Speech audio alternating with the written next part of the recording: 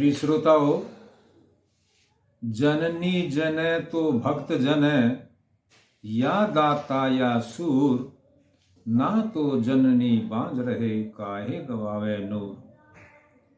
प्रिय श्रोताओं, आपने चापेकर बंधुओं का नाम सुना होगा। आज उनको सच्ची श्रद्धांजलि स्वरूप उनको हम स्मरण करते हैं। उन वीर बंधुओं के विषय में थोड़ा सा प्रकाश आपके सामने डालता हूं। ये 1897 की बात है। पूना शहर के अंदर और आसपास के गांवों के अंदर प्लेग का बहुत भारी प्रकोप फैला हुआ था। सारी जनता त्राहिमाम कर रही थी। लोग मर रहे थे। दूसरी तरफ दो अंग्रेज अधिकारी, एक मिस्टर रेंड और दूसरा एजर्ड नाम के, दोनों इन अधिकारियों ने अपने अत्याचार की पराकाष्ठा फैलाई हुई थी। ये सरेआम माताओं को चौराहे पर पीटना, बंधुओं को, नौजवानों को पकड़ करके और सरेआम सड़कों पर घसीटना इनकी आम बात हो गई थी।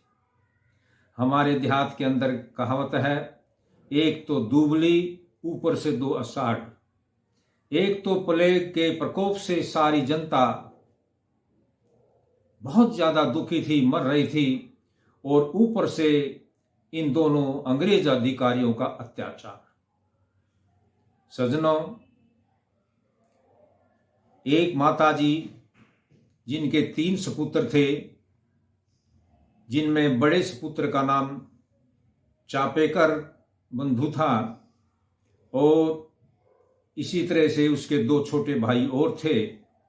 उन तीनों भाइयों ने मिलकर के एक योजना बनाई और कहीं से एक पिस्तौल प्राप्त करके और सरेआम जब वो दोनों अधिकारी इकट्ठे अत्याचार कर रहे थे तो उन तीनों भाइयों ने उन दोनों अंग्रेजों को अपनी गोलियों से भून डाला। आप तो जानते हैं परिणाम क्या होगा। परिणाम ये हुआ कि उन तीनों भाइयों को पकड़ लिया और तीनों भाइयों को मौत की सजा दे दी गई। देखिए, इस घटना को थोड़ा ही समय हुआ था।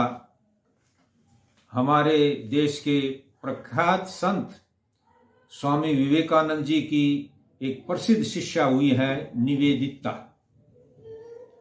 वो समाज सेविका निवेदिता ये सोच करके कि उस माता की क्या हालत होगी जिसके तीनों बेटों ने अपनी मातृभूमि पर प्राण न्यौछावर कर दिए हैं, इसी भावनाओं को लेकर के कि मैं चलती हूँ और उस माता का ढांढस बधाती हूँ, हौसला बधाती हूँ कि हे देवी, कोई बात नहीं, तुम इस दुख को धारण करने की शक्ति परमपिता परमात्मा का नाम लेकर के करो। आप जानते हैं क्या आश्चर्यजनक वहां हुआ। जब समाज सेविका निवेदिता चापेकर बंधुओं की माता जी के पास गई तो वो बहुत बड़ी बहन थी निवेदिता। उसके आगमन की खबर पाकर के चापेकर बंधुओं की माता जी उसके स्वागत के लिए दरवाजे पर आन खड़ी हुई। तो वो दरवाजे पर किसी ने बताया कि ये चापेकर बंधुओं का घर है और ये इनकी माताजी है। तो चापेकर बंधुओं की माताजी ने बहुत ही हर्ष के साथ निवेदिता का स्वागत किया।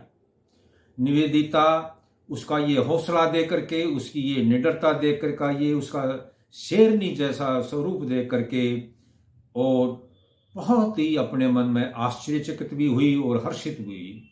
उसने कहा, बहन, मैं तो आपको ढांढस बंधाने आई थी कि आपके तीनों सपुत्र मातृभूमि की रक्षा करते हुए कुर्बान हो गए। तो बंधुओं, सुनते हो उस बहन ने, उस माता ने, उस देवी ने क्या जवाब दिया?